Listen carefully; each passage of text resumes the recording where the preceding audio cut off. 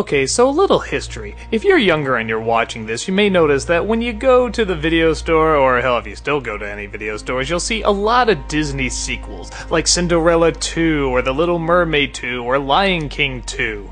The reason for this is that there was a time when hand-drawn animation was dying. I mean, okay, you could argue it's not really around much anymore, especially cinematically, but Disney was losing it big time. Most of their films were not making money, so they did a lot of direct-to-DVD sequels. And most of them were pretty bad.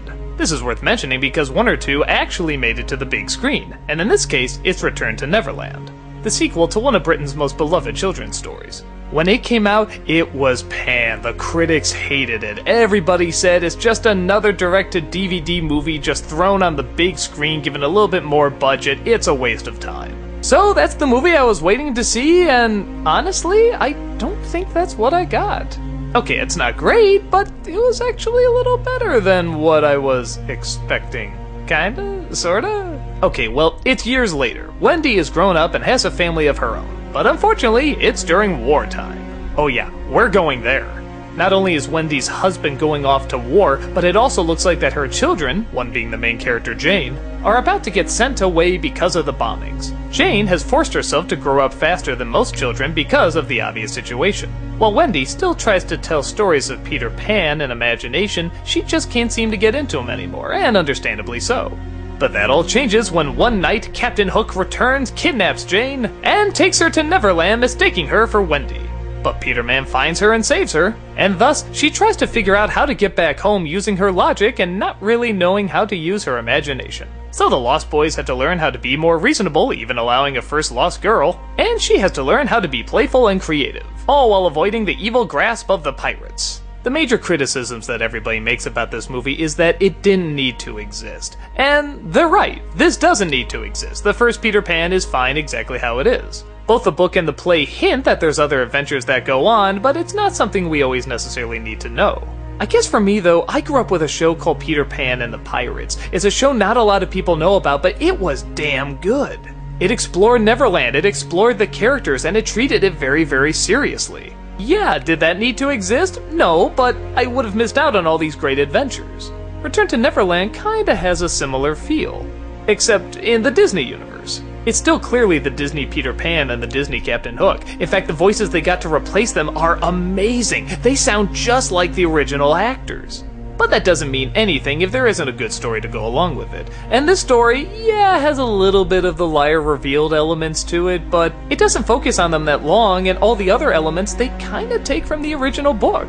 For example, there's a scene where Jane says she doesn't believe in fairies. I sort of rolled my eyes and said, oh yeah, well we all know what this is because of the first movie. Wait a minute, they didn't do that in the first movie. We also have the manipulation of Hook with Wendy, except this time it has to be Jane. But this was a great scene too because it showed that Hook could be very clever. He wasn't just a dumb pirate who waved his sword around, he actually did have a little bit of a mind. And the struggle Jane goes through is a very understandable struggle. You see the war, they show you some of the grittiness. I mean, okay, not too far, they don't show dead bodies or anything, but they show it's tough. She isn't just a stick in the mud, you completely understand why she has this mindset and why it's hard for her to imagine things. Heck, why it's even hard for her to be happy. Now with that said, there definitely are things you can complain about. For example, they have pop songs. Oh yeah, and they really don't fit. There's one song that the Lost Boys sings that sounds like a traditional Disney song, but aside from that, all the songs are sung by pop singers, and they're early 2000 pop singers, so they have that scratchy voice that's supposed to sound tortured, and it sounds like shit. It sounds like shit. It's awful. It's distracting. It's a slap in the face every time there's supposed to be an emotional moment. I hate it when they do this with Disney films, especially ones that take place such a long time ago and in fantasy lands, and you just hear this incredibly dated 2000 song and ugh! It hurts every time you hear it. Also, the voice actress for Jane is kinda hit and miss. Sometimes she really gets the lines right, and other times it sounds a little forced. But it's nothing too distracting. There's also some weird changes that I never quite got, like instead of the crocodile they have this giant octopus or squid, something like that, and now he's the thing that chases Captain Hook. It's funny and it's still animated well, but why didn't they just do the crocodile? They just say he's gone, but why? This octopus thing does the exact same thing. I don't get why they need to switch it out. But for the most part, what they do switch out or keep in is actually kinda welcomed. And besides, that's not the focus. The focus is on Jane interacting with the Lost Boys and trying to get back her childhood.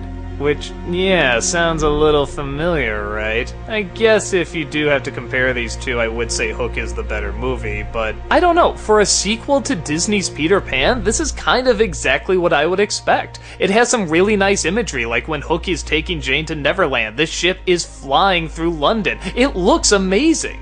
There's a wonderful scene at the end where young Peter Pan meets grown-up Wendy, and it plays out exactly how it should play out. It's not too emotional, but it's not too simple either. And that's kind of how I think of the movie. If you're looking to find problems with it, you won't find any shortage. You can definitely find things that don't quite work, or maybe you've seen in other movies and such. But if you legitimately want to see a sequel to Peter Pan and you want to know what happens, I think this is a very delightful adventure. I was really surprised. I was not expecting to like this film. I thought I was going to hate it like all the other critics did, but I actually kind of enjoyed it. It's not grand or epic, but it's simple and nice. Did it need to be made? Probably not, but since it does exist, I think it's fine. I think kids can watch it and get a lot of laughs, and adults can watch it and enjoy some of the more emotional moments. It felt like the people making it enjoyed the subject matter and weren't forced into doing it. They appreciated the magic and the imagination and the humor and the artwork, and they wanted to do something very similar, and in my opinion, they succeeded.